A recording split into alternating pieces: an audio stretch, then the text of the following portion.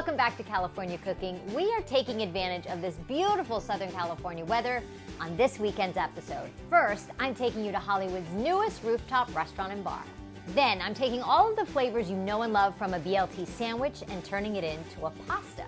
And surf, sun, and tacos. Lynette Romero is taking us to her beachfront taco spot. First up, it's a new rooftop restaurant and bar in Hollywood, 22 stories high, with the most incredible views of all of Los Angeles. I had the chance to hang out at Sora, and I didn't want to leave. Here's why.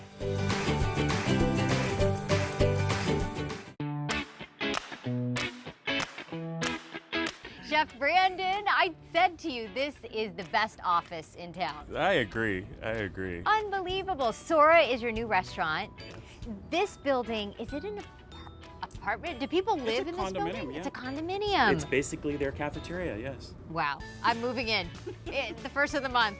This is incredible. Only been open a short time. 2 months. Yeah. Yeah, we're just a baby still. It's called Sora, and I said, what does Sora mean? Sora means sky in Japanese. Yeah. So we added another R because we're in the middle of Los Angeles, so we wanted to kind of give it a different vibe. Right. This spot, it has panoramic views. You can probably see downtown. I haven't been to that side of the patio. You probably can. Yeah, on a clear day, you can see the ocean as well. And I'm a sucker for a patio. Totally, and to be in the middle of Hollywood, that's my favorite part about it. And you get to step away and kind of look down at Hollywood and still appreciate it. Culturally, all of the things that we get to see and be a part of living in Southern California has influenced your food. For sure. Growing up in Koreatown, I mean, you know that Koreatown's sandwiched in between so many different groups. And so it naturally comes to me to think of Mexican flavors and of course my background being in Japanese food. So the two kind of are natural for me. In my household, I don't know about your household, but in my household, we used to eat things like enchiladas with pickled Japanese vegetables. Yeah, like it wasn't. We did not. No? No. Oh, well. But we were missing out, clearly. We were having like sloppy joes. Oh, you know? okay. Well, Yeah. with Japanese pickled vegetables, that'd be pretty good. But it makes sense because it's natural to, and that's how so many different cuisines, pop up. It's like a mashup. I'm just doing what's natural to me. Yeah. And I really want to speak to Los Angeles. What is your favorite Mexican ingredient to use? What is your favorite Japanese ingredient to cook with? My favorite Mexican ingredient, probably cilantro. Ah. I mean, it's an herb that's used worldwide, but cilantro brings a lot of, it accentuates a lot of flavors, different flavors. Japanese ingredient, probably the soybean, because the whole cuisine is based off of soybeans. Yeah. So I think I would say the soybean. What did make it on the menu that we're going to try today? We're gonna try our tostadas that we mentioned earlier. We're gonna try grilled maitake mushroom, and then we pair it with a salsa verde. Okay, ready? Should we get in the let's kitchen? do it. Okay. Chef Brandon, in the kitchen, what are we making? We're gonna start off with grilled maitake mushrooms. Yeah? Okay, let's do it. All right. I see some beautiful ingredients there. So here are the mushrooms. Yeah. I told you they're hen of the woods here in the United States. We're gonna put a little bit of olive oil.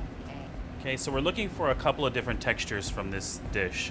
We're looking for soft at the base of the mushroom, and then we're looking for charred and crispy on the edges. Yeah. Some very flaky sea salt. Yeah, flaky sea salt, so it holds up to the grill. You'll get nice little pops, little black pepper. And then we'll bring this over to the grill. Okay. So all you're looking for is not an intense heat. You don't want this thing to be catching fire. We have it on a pretty medium high heat. Yeah. What you're trying to do is you're trying to slowly evaporate that water Right. to intensify the mushroom flavor. Yeah, because there's a lot of water in mushrooms. Correct. Majority of So that's why sometimes when you make mushrooms, they don't have flavor, right? yeah, and they kind of get spongy, Yeah. right? So we're looking for a meatier texture with these. Okay, that would be great at home grilling, right? To stick Very those on easy to there? do. Yeah, very easy. So with it, you do a sauce, or you do? We do Okay. a salsa verde. Nice. So with our salsa verde, we keep it is extremely simple. So we take tomatillos, take shallots, and we'll take a couple of cloves of garlic. Yeah. Okay, and we'll go back over to our water here. Oh, you're gonna boil them real quick? Yeah, Blanch? just to soften them up. It takes about 2-3 minutes. And then we'll go from here into the blender. So what you're looking for at this stage is they'll start to lose their color slightly, and then they start softening up. It's just to take the rawness away from it. Yeah. So you can see they've started to lose their color Yeah. and they've softened up slightly. Just a couple of minutes. Yeah, just a couple of minutes. You still want, you know, the intense flavor of the shallots and the tomatillo, but you want to just cut it a little bit. Right. Place it in the blender. All right, so right towards the end, that's when we're gonna add in our acid. Okay. Couple of limes.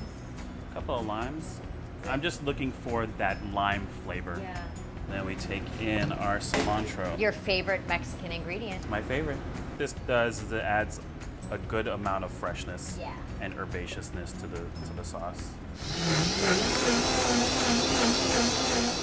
And after we finish that, we're pretty That's a much beautiful color. all done. So super easy. Yeah. It goes pretty much with anything. It'll go well with the grilled mushrooms. So you can see how they've kind of charred on the edges Yeah. with the tomatillo. Should go really well. Nice. Then from over here, we'll take that same olive oil just to give it a little bit of moisture. It smells really good. I smell It does, it. right? Yeah. It has that nice charred flavor or smell. And a little bit more sea salt. Pretty. Beautiful. Tostada. Tostada, classic kind of dish for Los Angeles. Mm-hmm. So we have regular tortillas, okay, and we're gonna just fry them real quick. So here they are, nice golden brown. The only thing you have to look for on that is make sure they're crispy. Yeah. Okay, season them with a little sea salt. We're gonna make our aioli.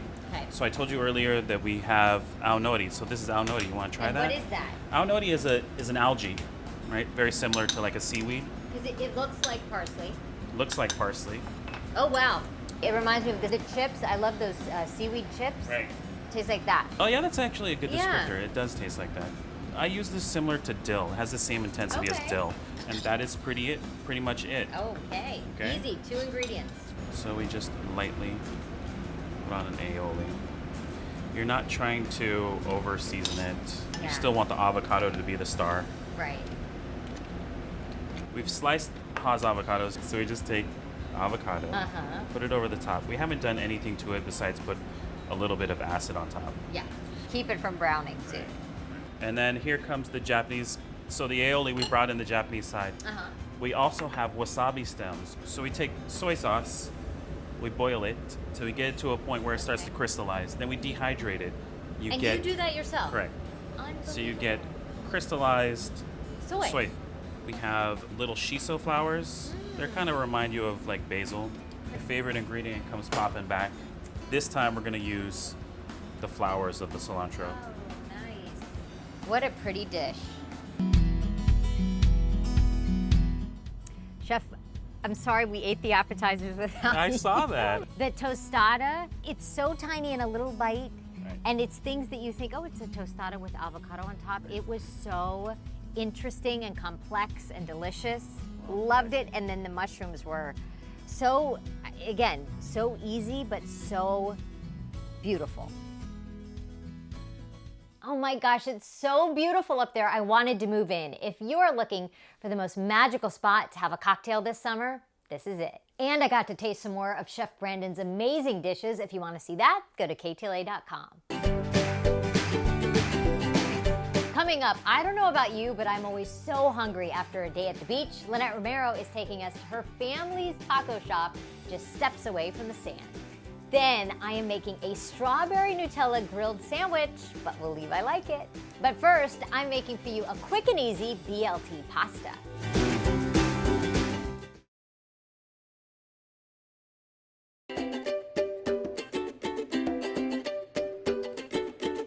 One of my favorite things to eat is a B.L.T. sandwich. So I took all of the flavors that you know from the sandwich and made it into a pasta dish. Take a look.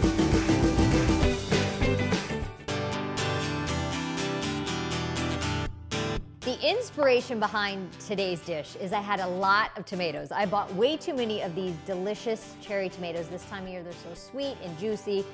And I thought, what can I do with these? And pasta came to mind because that's the easiest way to use tomatoes. And then I was thinking, well, just tomatoes and spaghetti is kind of boring. What if I took the components of a BLT, bacon, lettuce, and tomato, and incorporated them into a pasta. So that's what I'm gonna do. I'm gonna take our cherry tomatoes, I'm gonna cook them with some bacon, and then for the lettuce part, I'm gonna use escarole. Escarole, which honestly, I've never cooked with. I know what it is. It looks like a head of lettuce, but it's a lot heartier, so you can cook with it. And it tastes like lettuce. So you're kind of gonna get the idea of lettuce, but it's bitter, it's got more of a bitter flavor, and you can cook with it. So that's gonna be the L of our BLT pasta. So let's get our bacon cooking, because any good recipe, the foundation is usually bacon.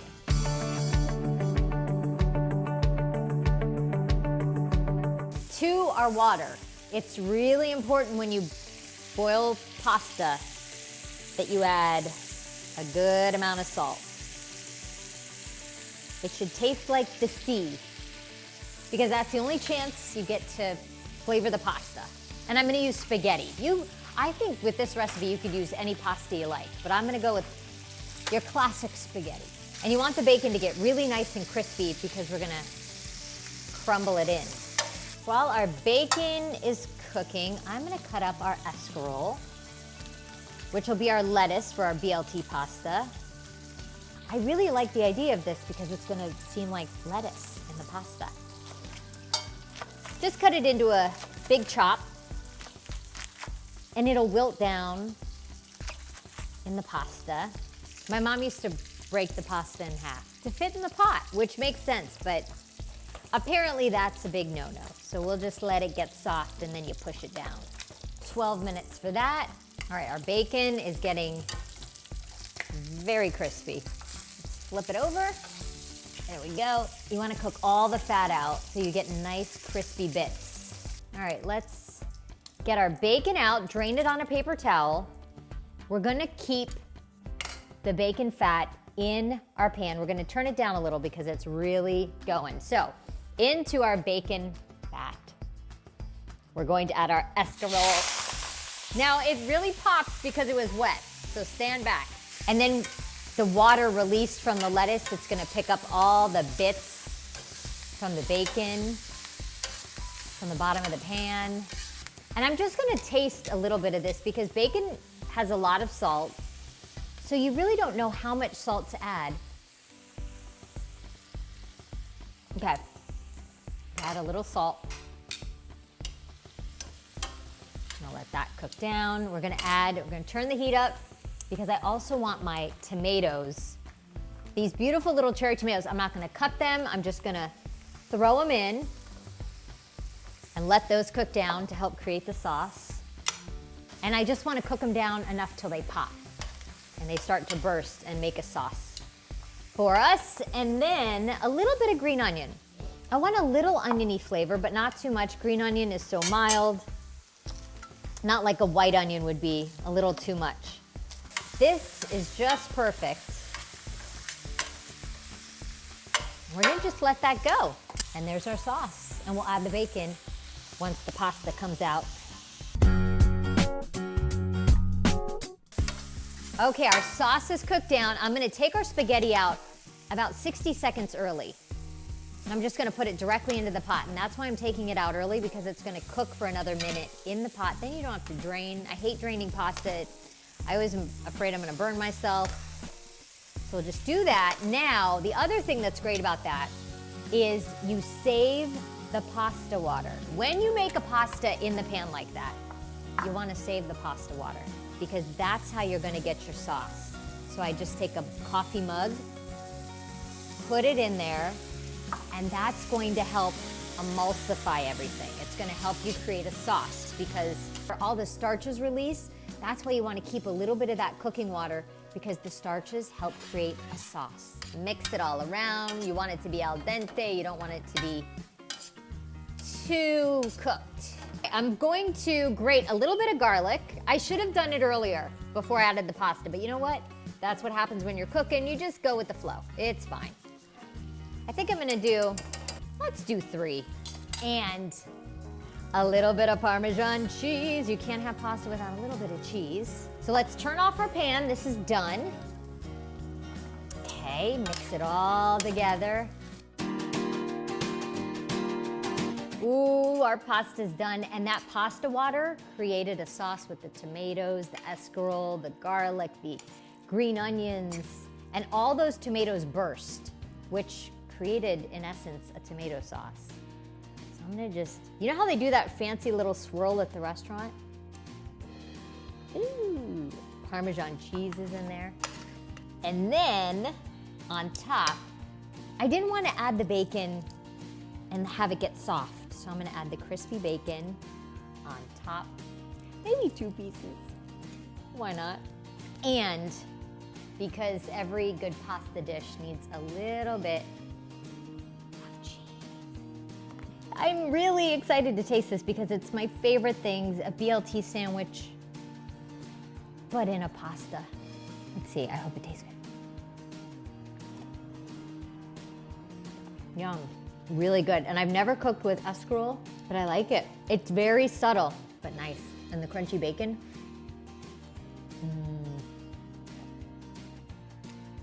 I hope you try it. Really good.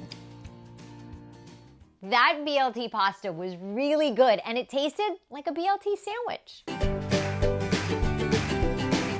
Coming up, if you're headed to the beach this summer and craving some great tacos, Lynette Romero has the spot. Then, with delicious strawberries this time of year, I decided to make a strawberry Nutella grilled sandwich. But will Levi like it?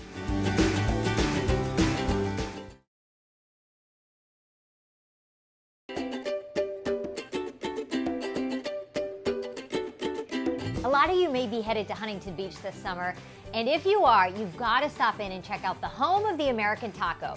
And you just might see my friend Lynette Romero there. Take a look.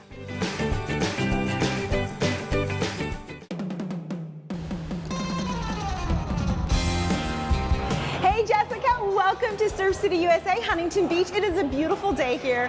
I can't think of a better way to finish off a day at the beach, in the sand, in the ocean, than to come and have a taco. We are here at Jimboy's Tacos. I'm gonna tell you why it's one of my favorite places, but first let me show you. Okay, so I know you know my husband David, and what a lot of people don't know is that this is our restaurant. We are the franchise operators of Jimboy's Tacos in Huntington Beach, Irvine, and Brea. So we've been together for almost 26 years, married for 16, but this is the first time we've ever actually worked together. How has it been for you? Oh my gosh. It's been really, really good. And people want to know why we decided to do this. We wanted to start a family business. I was with Taco Bell for 24 years. I operated a number of stores in the Southern California area. So when it came time for me to do something different, we thought it'd be a great opportunity to take my experience and bring it over to Jimboy's and expand in the Southern California market. The original item is the Jimboy's, and it's the crunchy taco, ground beef, cheese, melted gooey cheese, lettuce, and then a dusting of Parmesan cheese on the outside. And all the ingredients being fresh, I think, is also something different. That was one of the things that attracted me to Jimboy's, is that they cook in smaller batches throughout the day, so the products are fresher. Okay, your other favorite that you always order is the stuffed quesadilla. It is a meal in itself. It's very large, it's stuffed. They call it the stuffed quesadilla. And you can get it with different proteins, or you can get a vegetarian. My other favorite is the loaded fries, because you can just topple whatever you want. It's a meal, and it's shareable. And the taquitos are rolled fresh every day, and those can be shared too. Are you hungry? I'm getting there. Thanks, honey. Here's to us. All right, Councilman, I brought your favorite. Oh, I love it. I love it. Delicious. Did you share a taco? I shared. So sweet of did. you. Sharing is caring. Burritos. Oh yeah, you got a little bit of everything. Don't lose anything. So good. Might be a 3-napkin meal. Can I get another order? Hey, Mr. Surfer, I brought you some tacos. Oh, right on. Thank you. And a Mexican Coke, because I know you like your Mexican Coke. Mexican Coke's my favorite. Okay, this is my burrito. But that's your favorite, right? 2 Jimboy Originals. 2 Jimboy Originals and a Mexican Coke. Nothing better than that, especially before a surf. What would you recommend? Would you recommend the green or the red? Okay, I love the green, but the OG is to die for. That's a little spicier. I'll start with the OG. Okay. The Parmesan coated on the outside of the taco, it's like a better substitute than salt. Just so tremendous and delicious. And the cheese and the meat. And tell me about the board. You love this board? You know what's so great about this board here? Aside from the shape of Rocky McKinnon, California has a legal day now for surfing, California Surfing Day. And I got to surf this board, but the experience to do it and to do it on KTLA live on television. I know. It was such an accomplishment, and it also works well as a tray, as you can see, which is nice. Here's to Jimboy's. To Jimboy's. Here's to KTLA. Jimboy's Here's to and surfing. That's 3 I know. All right, Jessica, so now you can see why I'm super proud of this place. I hope if you're in Huntington Beach, you'll come by to Jimboy's Tacos. I have some Tahoe nachos for you, and I'm gonna try to make the tacos. Can you help me? Yes. Oh, Lynette, thank you. And let me tell you, I have had a Jimboy's taco, and if you can picture your two favorite things, a taco and a cheeseburger coming together, that is what Jimboy's is all about. Thanks, Lynette. On to Levi Likes It. It's strawberry season, and we had some extra strawberries in the fridge, so I thought, what could I make? How about a strawberry Nutella grilled sandwich? But will Levi like it? What's the chocolate stuff? I don't know. Chocolate pudding. Chocolate pudding? Yeah. You mean chocolate pudding? Yeah. It's called Nutella. Have you ever heard of a sandwich that has strawberries and chocolate on it? I don't eat either. Will you try it at least? No. No.